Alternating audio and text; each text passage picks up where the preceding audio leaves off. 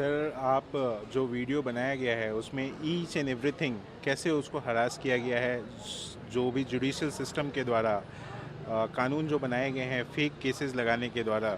आप supreme court of India के अगर जजमेंट को सुनोगे तो उसमें भी ये कहा गया है कि 498 के जो केसेस हैं वो 98% केसेस जो हैं वो फेक लगाए जा रहे हैं। तो क्या हमारे इस देश में कोई कानून है जो मेंस को प्रोटेक्ट करता हो? कोई इस देश में कोई कानून नहीं है जो मेन को प्रोटेक्ट करता है।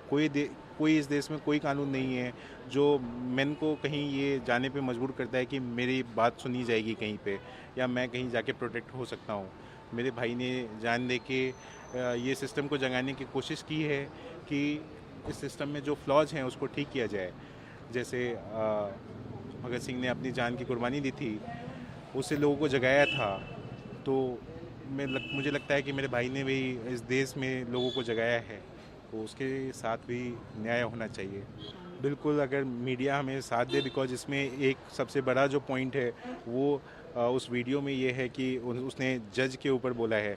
तो मैं मीडिया से ये दरख्वास्त करता हूँ कि मीडिया का मतलब इस बात पे ना आ जाए या इस प्रेशराइज ना किया जाए उनको किसी तरह से कि जज है तो उसके ऊपर कैसे केस किया जा सकता है। बिकॉज जज के ऊपर केस करने में शायद पुलिस वाले भी डर रहे होते हैं कि जज के ऊपर वो उनको परमिशन चाहिए होती है और समथिंग लाइक दैट।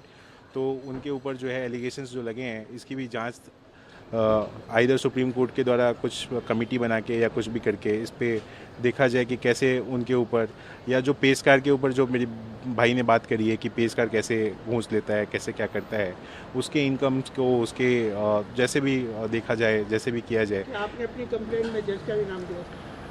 सर, मैंने जो वीडियो देखे हैं उसके बाद मुझे पता चला, बिकॉज मुझे ये सारी चीज़ें जो थी वो जो लोगों को पता थी उस तरह से मैंने सारी चीज़ें अभी प्रोसीड की है। बाकी जो भी चीज़ें होंगी वो मैं फर्दर इन्वेस्टिगेशन में बात करूंगा। मैं आपके सामने में क्या कंप्लेंट मैंने की है क्या नहीं की है वो आपके सामने में नहीं बता सकता हूँ। जो भी चीज़ें होंगी भाई कोर्ट के थ्रू होगी, वो कोर्ट के थ्रू में सारी चीज़ें आपके सामने में प्रेजेंट हो जाएंगी। ठीक है मैम, मेरी बस डिमांड ये है कि मेरे भाई को जस्टिस मिलना चाहिए। मुझे और कोई सिस्टम से ये अपेक्षा है कि मेन के लिए भी कोई कानून आए। जो मेरे भाई के साथ हुआ वैसे बहुत सारे लोगों के साथ इस देश में हो रहा है, उस चीज़ को गवर्नमेंट ऑफ इंडिया समझे। एक मेन की लाइफ भी एक उतनी इम्पोर्टेंट है जितनी एक फीमेल की लाइफ है। मैं ये चाहता हूँ कि ऐसा ना हो जाए आगे आने वाले सिस्टम में कि लोग मेन को ऐसा डर लगने लगे कि मैं शादी कर रहा हूँ तो सही कर रहा हूँ या नहीं कर रहा हूँ। उसको ये डर ना मिले कि क्या मैं ऐसा तो नहीं है कि मैं सिर्फ एटीएम मशीन बन के रह जाऊंगा, जो सिर्फ और सिर्फ जो है वो पैसा ही देना है। मैं पुलिस के इन्वेस्टिगेशन को मैंने अभी जस्ट जैसे बताया कि अभी तक कोई अरेस्ट नहीं हुआ है। मैंने एक फ़ोटो आप लोगों के साथ शेयर किया है जिसमें मैंने बताया है कि कैसे एक महिला अगर सुसाइड करती है और without video, without suicide note, उसके एक्स बॉयफ्रेंड को इमीडिएटली अरेस्ट कर दिया जाता है। तो ये हमारे सिस्टम में फ्लॉज नहीं है तो क्या है, जेंडर बायसनेस नहीं है तो क्या है।